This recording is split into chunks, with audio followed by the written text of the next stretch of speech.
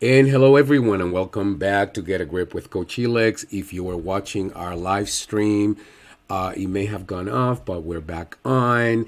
And today we're talking about shifting your mindset from scarcity to an abundance mindset. And with me is my wonderful co host, Hey, Stephen the Medium is here. Stephen the Medium is in the house. Now, before the break, I quoted research from Harvard economist and Hill Mullainathan and Princeton psychologist Edgar Shafir, and they both had quoted, you know,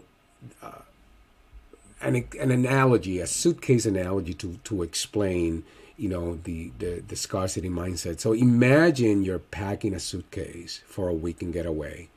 And if you're experiencing a scarcity mindset, you are working with a smaller suitcase. You can only pack so many things and have to choose between bringing the extra t-shirt or the umbrella. Stephen, that sounds familiar to you? Just a little. Just a little. If you're working with an abundance mindset, you are using a bigger suitcase. With the big suitcase, there's room for multiple opportunities, solutions, and outcomes. You get to decide, oh, maybe I can take this, or maybe I take that, or maybe I can take both. So, why is this conversation relevant right now? Living through a global pandemic has created more of both kinds of scarcity mindset. And throughout the last few years, we've seen real scarcity in our lives daily, whether it's empty grocery store shelves or waiting lists for vaccines, or employees pushing us to use fewer sick days to recover because they need the workforce. Now, being in the tunnel when the world around you is confusing, hostile, uncertain, is actually very appealing, and it may be very helpful. Being in the tunnel can feel equivalent to being in the flow. You're going to feel focused, you're going to feel powerful and effective. We feel like we're affecting change in a tangible way when so much is out of our control. Now, we are juggling more than ever before. That's true today more than ever. We are being expected to continue with our regular life as if a ton hasn't been added into our place. Many professionals are facing added duties. Talk about healthcare workers, hours, and stresses. I see it with every single employer I work with. The lack of staff creates this kind of paradigm to be present. Parents are taking on virtual learning. We've added managing masks, vaccines, the CDC guidelines, COVID testing, all of that to our plate. So being left in a constant state of catching up sort of exacerbates the feeling of scarcity. We never going to have enough time. We're never going to have enough energy. So that's the reality that we live today. That's what our world looks like today. So why is an abundance mindset important? Why is it important that we learn how to actively shift that mindset, our mindset from scarcity to abundance? An abundance mindset is when a person believes there's enough resources to share with others. It's all possible for all parties to win. It's backbone, it's inner confidence and security. The secret to having it all is believing you already do. Sounds familiar, Stephen? Absolutely. Stephen and I have taken on that practice, over the last 2 years, and we actually have seen our lives evolve and our life transform in a very positive way. The secret, let me repeat that again. The secret to having it all is believing that you already do. Having an abundance mindset means being able to see through all the curated scarcity around you. Now, the reality is social media wants you to feel scarce because that's how it makes money. How often do you see ads about, I'll never make enough money. I'll never take enough vacations. There's not enough cool shoes. There's not enough of that. The corporate work spaces thrive on scarcity mindsets. There's only so much money available for annual salary increases. Only so many promotions are to be had. So the impact of shifting to an abundant mindset means that we can think of the big picture long term. We get out of that tunnel and can see through all the opportunities around us, even in the face of these difficult circumstances. That doesn't mean that the circumstances are going to change or may be different. The circumstances are what they are, but this allows you to get out of that tunnel and see through all the opportunities, all that is possible rather than all that is not around you. It also, we feel happiness and optimism instead of resentment and fear. We can see and celebrate the success of others without thinking that somehow somebody else's success infringes in our own success. And by the way, I'm taking that practice on very seriously every single day of my life. I've learned to really celebrate somebody else's success. If they have something that I want, I am truly happy for that person. I send them more blessings, in my mind, because I really want to embrace that abundant mindset. There's enough for them, there's enough for you, and there's enough for me. We can embrace and accept change and react proactively instead of reactively. And we have room for learning and growing. We understand that there's always more to learn, more to do, and that we don't have to move through life with only, what we already have. So there's, the question is now, what the scarcity mindset is, what the abundance mindset is, why it's important to embrace an abundant mindset. The question is, how do you make the shift? Now, Forbes had an article, and let's see, the article is titled Scarcity to Mindset. And it's really awesome article. So I highly I invite all of you to look that up. But the first thing is to start with gratitude. Think about what you already have. Not only does practicing gratitude give you perspective and help you recognize all you have to be thankful, it also helps you identify how you are resourced. Gratitude for college education, resource of a degree, alumni network, mentors, gratitude for employment, resource of years of experience, references, health insurance, gratitude for a supportive partner or husband, resources of a person to bounce ideas of, a second income, twice the personal connections, and so on. Stephen, you and I practice gratitude. And it also changes the neurochemistry in your body, because practicing gratitude opens up that prefrontal cortex, which allows you to see through the lens of what's possible, not through the lens of fear. What do you think, Stephen? Well, I think that's a great way to start, and it's one of those things that is so simple. I think maybe by habit it may be difficult if you live your life a certain way in that scarcity realm, but I think that's a first great step of just focusing on gratitude, because every single person can do that.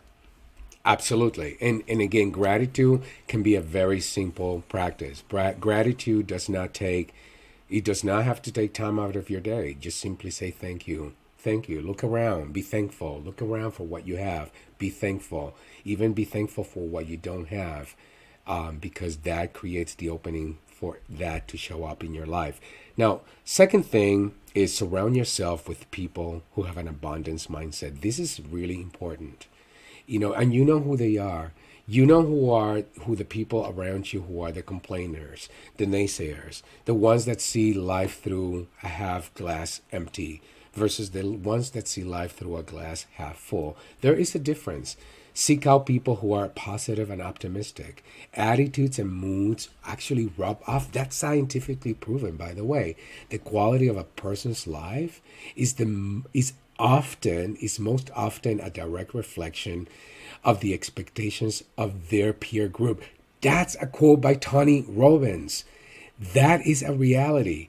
Your quality, the quality of your life, often is a direct reflection of the people around you. So surround yourself with people who think big. Surround yourself with people who look at life through, through winning, through what's possible, who look at life through that filter of my glass is half full.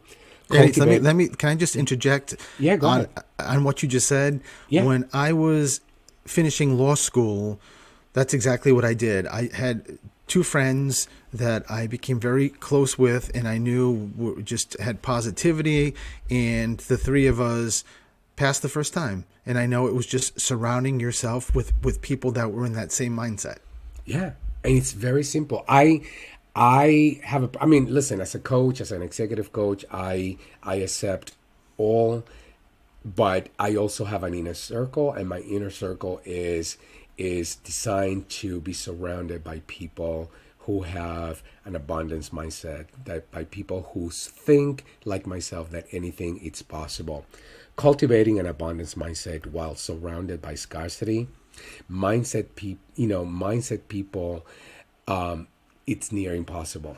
So when you're around people who have that scarcity mindset, it's really, really hard to cultivate, to shift, your mindset to an abundance mindset. So just always keep that in mind.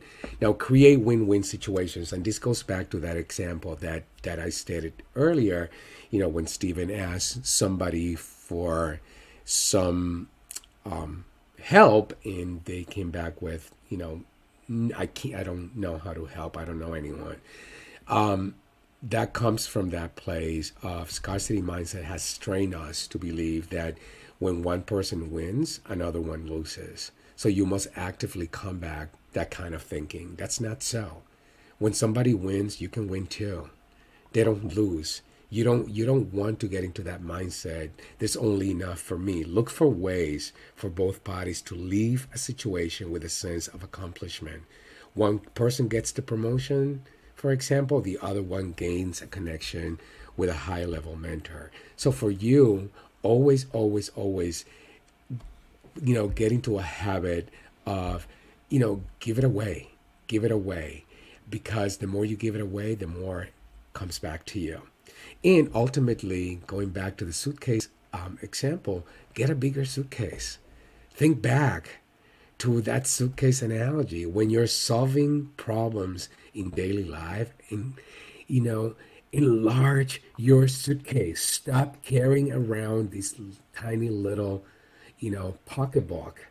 Stop trying to cram more things into that tiny case and think about ways to make that suitcase bigger. It's just that simple. Look to your resources. Ask abundant-minded people for help. Surround yourself by abundant-minded people and find opportunities to win. You do that, you will then begin to actively shift your mindset from a mindset, what's not possible, to abundance, what is possible. Listen, if you're married, if you have a boyfriend or a friend or a colleague, ask them, make an agreement to support each other so that you can start hearing. Because oftentimes, because that's a default mindset for all of us, it lies in what we don't know. Those blind spots. You don't even know that you're embracing that, that mindset of scarcity. It just happens. But if you have an agreement with someone to really pay attention, listen to me. I'm going to listen to you, but you help me listen. Call me out when you see that I am engaging in that conversation, what's not possible. I don't have enough time. I can't afford that. I don't want to take that vacation. How many of you, by the way, have often thought about, oh, I'd love to do that, but if I spend that money, I may need that money later. That's a scarcity conversation. That's a scarcity mindset. Now, there may be some reality to that. Trust me, I'm not being dismissive of somebody's reality. I'm asking you to pay attention to yourself and to your life. Is it really a reality, or is it just that psychological condition that you're holding on to keep you from shifting into a mindset that everything is possible? So, Stephen, what do you think this conversation can provide for anyone listening? I think it can hopefully make a person understand that when you're in that scarcity, I don't know, cloud, if you will, and you can't, because you're in there, you can't see the future. You can't feel that the future happiness, your future goals. It just means it's never going to happen. So I think it's at a minimum maybe something that someone's going to think about and just say, wait a minute, how deep am I in the scarcity conversation, and how long has it been going on, and is that why I'm not where I'm supposed to be? Yeah. And by the way, having a scarcity mindset is nothing to be ashamed of. That's not the point of this conversation. That's part of the human experience. Many of us have been conditioned to sort of like give power to that scarcity mindset. That's why it's that default, mechanism. It's that default setting for all of us. We are quite literally wired through evolution to default to this setting. That is the reality. That's the what's so. And sometimes a scarcity mindset is the only way that we can survive. And that's okay. So I'm certainly not being dismissive of that. Having said that, recognizing how scarcity mindset has wormed its way into your everyday life and taking concrete steps to shift to an abundance mindset can open a new realm of possibilities for you. And that's what I hope this can provide for you. Make you happier, get you to improve, your life and the life of people around you, get you to actually live your best life, have those things that you've always wanted to have, but that fear of not enough has kept you from taking that next step. It's a skill worth honing, and I hope you all consider making the shift from a scarcity mindset to an abundance mindset. That's all I got for today, Stephen. That's a lot. That's a lot. So I hope this has been a valuable conversation for you. As always, if you want to listen to this, you can find my podcast at anywhere. You listen to your favorite podcast: Audible, YouTube, Spotify, and you can listen to this one and any of my previous shows which are turning to podcasts. You can also follow me on social media at Coach Helix anywhere: Facebook, LinkedIn, and Instagram. And Stephen, how can they find you?